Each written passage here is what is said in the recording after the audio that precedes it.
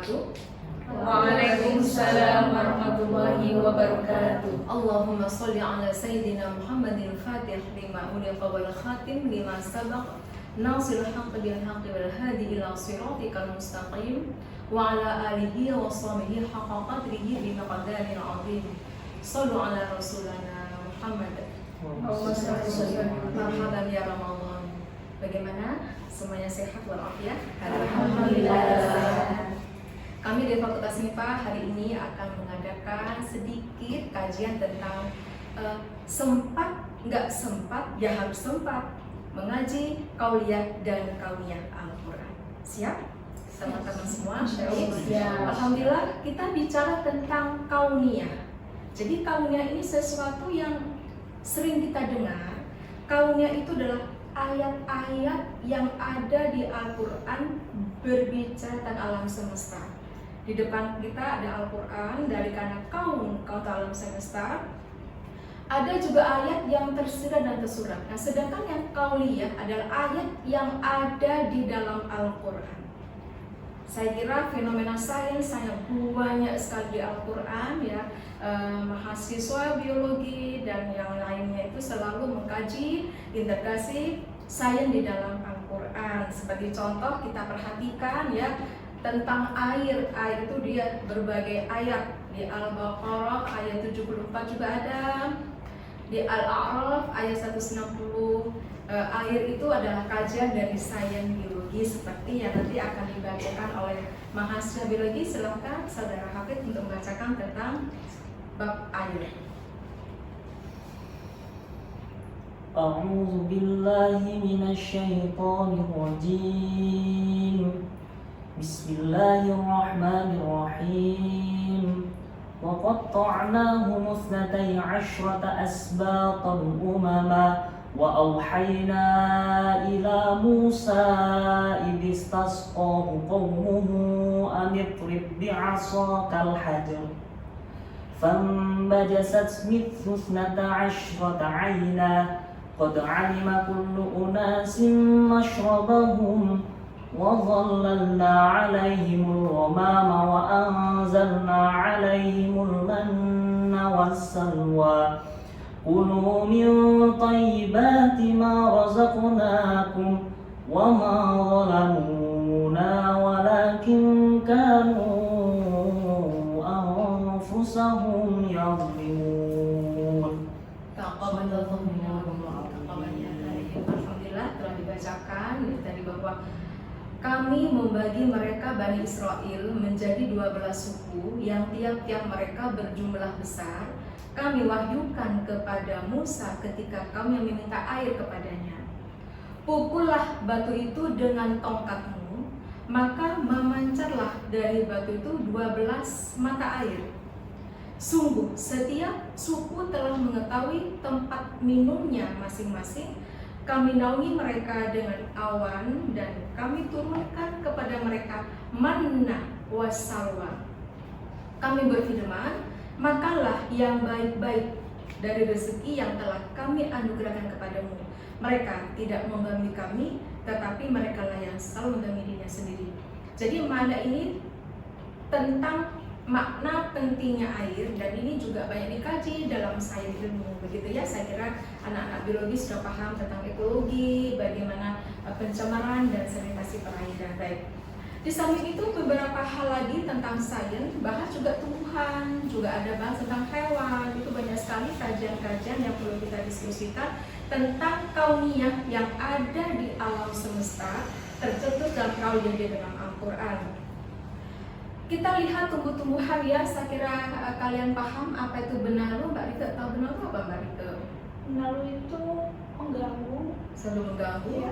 Apakah sesuatu yang mengganggu Mbak Eka? Iya. Benar.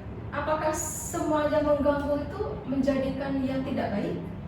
Bagaimana Mbak Sinta? Sebenarnya itu juga ada manfaatnya Mbak Rika. Iya, benar itu Ya. banyak sekali manfaatnya dalam benar itu, juga banyak zat yang terkandung di dalamnya. Jadi bukan hanya menjadi paras. Oke. Sepakat apakah benar itu sesuatu yang merugikan? Tidak Ibu. Menalu itu ada manfaatnya, walau dia itu mungkin sebagian orang yang belum paham manfaatnya itu menganggap itu merugikan. Ternyata ada ayat Al-Quran loh yang menyatakan tentang Allah menciptakan sesuatu tidak sia-sia. Silakan Mbak Sinta bisa mengkaji dalam ilmu kaliannya. Silakan. A'udzu billahi minasyaitonir rajim. Bismillahirrahmanirrahim. Alladzina yadhkurunallaha qiyaman wa qu'udan wa 'ala junubihim wa yatafakkaruna fi khalqis samawati wal ardh. Rabbana ma khalaqta hadza batila subhanaka fakina 'adzaban nar. Shadaqallahul a'lim. Alhamdulillah, amin. Ayat itulah yang menceritakan tentang segala sesuatu ada manfaatnya. Di dalam Al-Quran disampaikan bahwa alladzina yadhkurunallaha. Ingatlah ya, orang yang berakal itu orang yang senantiasa memimpikan ciptaan Allah, merenungkan keindahan ciptaan Allah. Kemudian di sini orang yang mengingat Allah itu bisa sambil qiyamah, berdiri, wa qu'udan, duduk, wa 'ala junubihim, atau dalam keadaan berbaring, selalu apa? Wa yatafakkaruna fi khalqis samawati wal ardh, selalu memikirkan apa yang telah Allah ciptakan di langit dan di bumi. Kemudian Rabbana ma khalaqta hadza batila, ya Allah ya Tuhan kami, tidaklah Engkau menciptakan semuanya sia-sia. Ya, jelas ya bahwa Allah menciptakan sesuatu pasti ada manfaatnya. Seperti tadi benar ya. Subhanaka faqina 'adzaban nar. Maha suci Engkau ya Allah, lindungi kami dari api neraka. Jelas ya? Ilmu kajian benalu jelas ya. Tidak hanya benalu, enceng gondok, tanaman-tanaman yang dianggap itu gulma, ternyata Allah menciptakan pasti ada manfaatnya. Baik, selanjutnya kajian-kajian saya itu tidak hanya binatang, juga ada hewan dan juga ada tumbuhan. Kenapa Allah menciptakan berpasang-pasangan? Kenapa ada tanaman daun yang bentuknya seperti keriting? Baca lihat, ada daun yang sejajar, ya, ada daun yang tipis, ada daun yang tebal. Itulah keanekaragaman yang memang itu menyeimbangkan ekosistem lingkungan. Jadi Allah menciptakan itu pasti beraneka ragam, tidak mungkin satu spesies, ya. Kalau satu spesies maka ekosistem tidak akan sehat. Nah, itu ternyata ada apa sangat jelas sekali. Sekarang mungkin Mbak Forela ya mengkaji ya bagaimana Allah menciptakan sesuatu dengan beraneka ragam yang telah dikaji dalam ilmu sains. Silakan Mbak Forela melanjutkan kajian hari ini. A'udzu billahi minasyaitonir rajim. Bismillahirrahmanirrahim. Alladzi ja'ala lakumul arda mahdan wa salaka lakum fiha subulan wa anzala minas samaa'i ma'an fa akhrajna bihi azwajan min nabatin shatta. Shadaqallahul azim. Bagus sekali ya berdua, alhamdulillah. Alladzi ja'alakum al-ardha, dialah Tuhan yang telah menjadikan bumi sebagai hamparan dan meratakan jalan di atasnya bagimu, serta menurunkan wasalakum fiha subula wa anzala minas samaa'i ma'a, telah menurunkan air dari langit. Untuk apa sebenarnya anakku semua?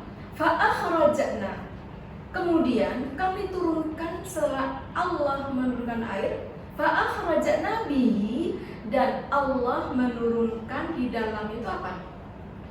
Bihi azwajam min nabatin syatta, yaitu menumbuhkan dengannya dan air hujan itu apa? Beraneka ragam macam tumbuh-tumbuhan, sehingga keanekaragaman hayati, mega diversitas itu adalah di Al-Quran. Al-Taha ayat 53. Maha suci Allah dengan segala firman-Nya ya. Dan banyak sekali juga tanaman ya, buah tin, kurma, saya kira ya. Kalian tahu jahe. Jahe juga suatu tanaman Al-Quran yang luar biasa manfaatnya.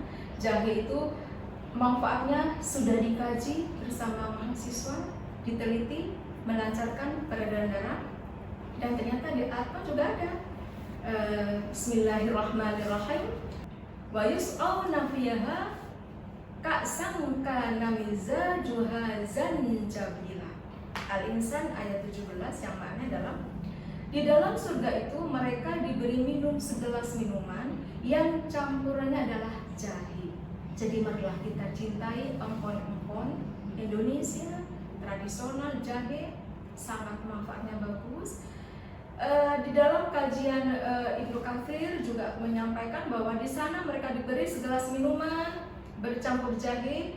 Ibnu Katsir dalam kitab Lubabut Tafsir bin Ibnu Katsir menyebutkan bahwa mereka orang-orang yang telah berbuat baik juga akan diberi minum dengan gelas-gelas, yaitu segelas minuman yang campurannya adalah jahe.